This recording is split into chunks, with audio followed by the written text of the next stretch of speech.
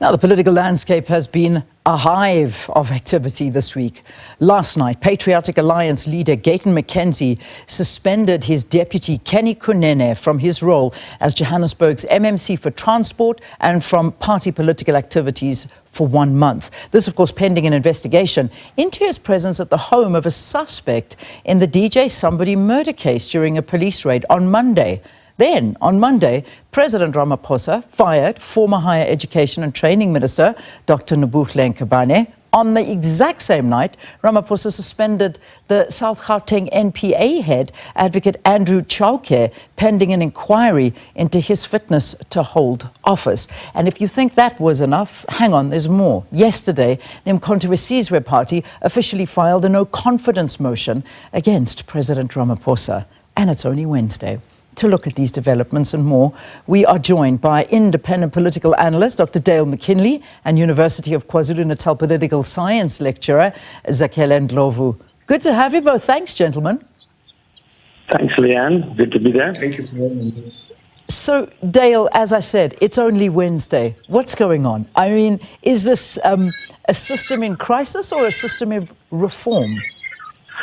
I think it's basically, look, it's a coincidence, I think, of a whole range of different things, kicked off, obviously, in many cases, by the Makonazi briefing that we had a couple of weeks ago. But yeah, I think a lot of things have just come together, and what we're seeing is the shakings of the GNU, part of that, obviously, in terms of, the tit for tat and firing of Nkabane. We've had in the last few months quite a few sort of, how should we say, coming back on the state capture cases, and the Chauke is got to be some more move on that. I don't think this is the first one, or should we say the last one in that case. And then, of course, internal party political elections are coming up. We've got a lot of different kinds of roiling going on. So I think that is to be expected. Okay. The GNU. Yeah. Oh, okay, Dale, we've got such a terrible line with you. It's breaking up, but we'll just get you to move around a little bit. And in the meantime, sure. I'll go to Mr. Ndlovu. Mr. Ndlovu, obviously, we look at these items now. Let's try and go into them separately. And the latest one, of course, being the suspension of the PA's Kenny Kunene. I mean, this story is bizarre. Yesterday, there was a different story coming from Kenny Kunene the entire day. First, he wasn't there. Then he was there. Then he was there for legal advice. Then he was there just to accompany a lawyer. Then he actually didn't know the person. Then he did know the person. I'm not sure what's going on. Can you perhaps make some sense of what is going on with Kenny Kunene and this whole DJ Sumbody issue? Oh, wow.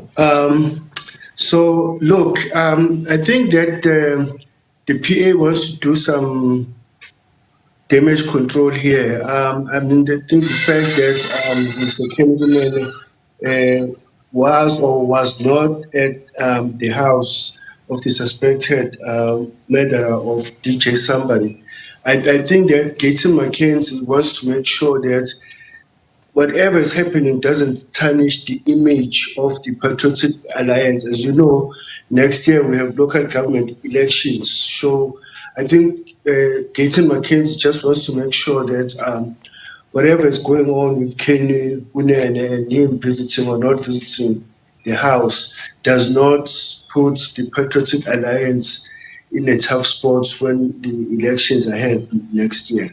I mean, it's a difficult one. It really is. I mean, and Dr. McKinley, perhaps you want to weigh in on this a little bit because, this is, as we heard, it is going to certainly cause a public rupture between McKenzie and Kunene and impact the PA's internal structures, and particularly with their positions that they hold in Johannesburg. But this is a serious situation. We can't downplay this because, the alleged person that was basically arrested.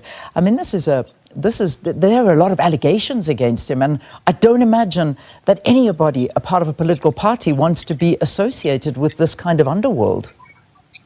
No, I hope you can hear me clearly, Dan, now. Sorry about the bad connection. But yeah, look, I think what we're also seeing is a lot of, should we say, the boils that have been underneath the surface coming. I mean, look, the Kunene McKenzie relationship has always been fairly fractious. We can go right back to the sushi issues and all the other kinds of connections with organized crimes, or at least allegations around those things.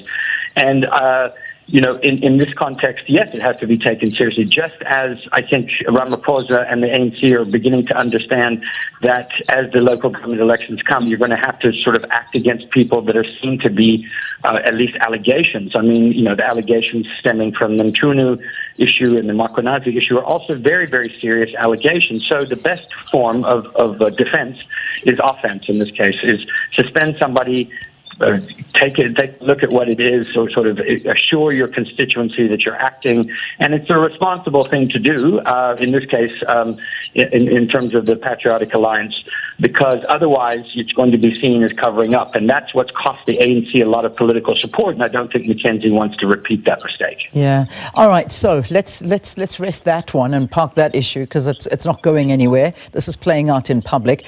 Zakhele, let's go to what's kicked off this week, and we saw that Dr. Nkabane was fired as the Higher Education and Training Minister, and the South Gauteng NPA head, Advocate Andrew Chauke, suspended as well. What do you make of these developments? I mean, let's I suppose look at the president and say, is he buckling to pressure, or is this just how he works? Takes a long time to make a decision, and when he does, it's an efficient one. Well, it appears that he's buckling to pressure here. I mean, the DA had refused to support the Department of Higher Education's budget, so he was under pressure to fire Ms. Nobuhle, Dr. Nobuhle Nkabane. And I think in the case of advocates or the head of the NPA in South Gauteng, he was also under pressure to do something about that. But then the question is, why didn't he fire him instead of suspending him? He's appointed a commission of inquiry. We've had so many of these commissions of inquiry, especially as they relate to the NPA. I know that at some point there was a commission of inquiry to look into the fitness of Lawrence Nwegu and the other lady who was in the NPA. And then there was also the Wusipikoli inquiry that was headed by Frene Chinwana. So again, this time around we have another one. So my question is, why doesn't he just fire him like he did with Nkabane? Yeah, and that's I think a question that a lot of people are asking for both the former Higher Education Minister and, of course, the South Gauteng Director of Public Prosecutions, Advocate Andrew Chauke.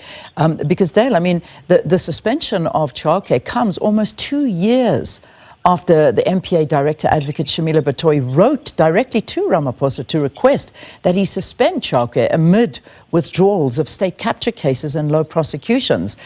Again, the president certainly has been dragging his feet on this particular matter, and also the outcry on the former Higher Education Minister. What do you think is going on with the president at the moment, and what are you reading into this? Okay, the first thing, Leanne, is to say that our president, I think from the time he came in, he's been very, very slow to act. His modus operandi is one of waiting to see if things really stick. And if they don't, I think he always prioritizes the party over government. He always prioritizes, the issue of factions and who's got what leverage. And then he waits to see. And that's his way of doing things. I mean, we can cite many, many examples over the last several years where he's, as mentioned, whether it's commission of inquiry, whether it's waiting, not acting on the time. And then, it's sort of tit for tat. I mean, Whitfield's, okay, we're going to bounce it off in the GNU. We'll please the DA this time. We'll fire a minister, and then we'll get back to normal. I think his way of operating is one where he sort of tries to find these balances, and he's not particularly interested, it doesn't seem as though, in justice immediately or being seen to be that. It's more the calculations of who's got what power at what time and how he can keep that power, and I think that reflects in the way he deals with these matters. So I would explain it by the fact that Ramaphosa is much more interested in maintaining his position and maintaining his faction's dominance within the ANC and in the GNU than he is in any real seeking of justice. I suppose one can also bring what happened with the police minister into question as well. I mean, a lot of this, obviously, since General Nkabane came out with that explosive press conference, and suddenly we're seeing a lot of things happening now. But I also want to touch on that a little bit. I mean, there's been opposition to the appointment of Professor Firas Kachalia as the acting police minister. Opposition parties say the appointment violates the constitution. Why? What is wrong with Kachalia's suitability to be acting minister, police minister? And I suppose we've still got Senzo Mchunu, who's on special leave. He's not fired, but he's still there as well. Yeah, but if you look at the MK papers they filed, there's one quite strong legal argument they're making, and I think this is where the catch is. Basically, what they're arguing is that as the president does not have the power in the Constitution to appoint an acting minister from outside the cabinet. They say it only can come from inside the cabinet, and that, in fact, the suspension of Mchunu is also unconstitutional. He must either fire him or maintain him. There's a debate around that, but it is a strong constitutional point that needs to be tested. So I think in that case, the legal case is quite interesting. But, I mean, there are other charges that this is a cover-up and that he's, biased and everything. I think those are political points they're just trying to score. But I think in the context of their constitutional argument, it needs to be taken seriously because it goes beyond Ramaphosa. It's about the presidential powers, which we've debated for quite a long time. And in this case, they're taking advantage of a situation to make that point, and I think they've got a point. Yeah, I mean, Mr. Ndlovu, perhaps you want to weigh in on this conversation, because certainly this is an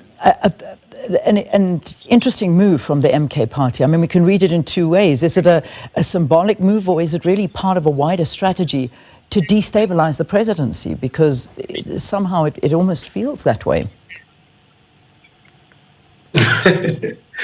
Yeah, look, the MK party, as we know, is the official opposition. So they have to do everything they can to be relevant here.